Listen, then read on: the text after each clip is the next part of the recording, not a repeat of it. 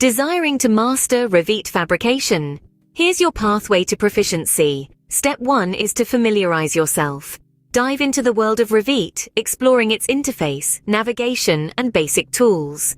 Wander through the different workspaces such as architecture and structure, acquainting yourself with their distinct features. Next, it's time for project setup.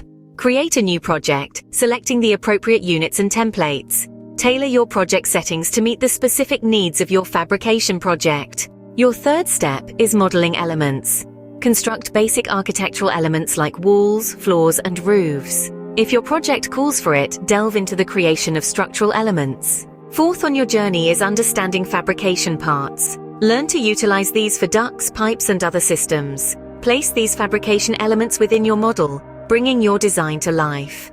Your fifth step is connectivity. Master the art of connecting fabrication elements, ensuring they maintain proper flow and functionality. Step 6 takes you to annotation and documentation. Add annotations such as dimensions and tags to your model. Generate basic documentation, like floor plans and sections, to give a comprehensive view of your project. Next, you'll explore collaboration, the seventh step. Discover the collaboration tools within Revit, perfect for team projects. Step 8 involves reviewing tutorials. Capitalize on online tutorials or official Autodesk resources to deepen your understanding. The ninth step, and one of the most important, practice regularly. The more you use Revit, the more comfortable you'll become with its fabrication tools and workflows. Finally, the 10th step, seek help when needed. Challenges may arise, but don't hesitate to seek help from forums, communities, or online resources.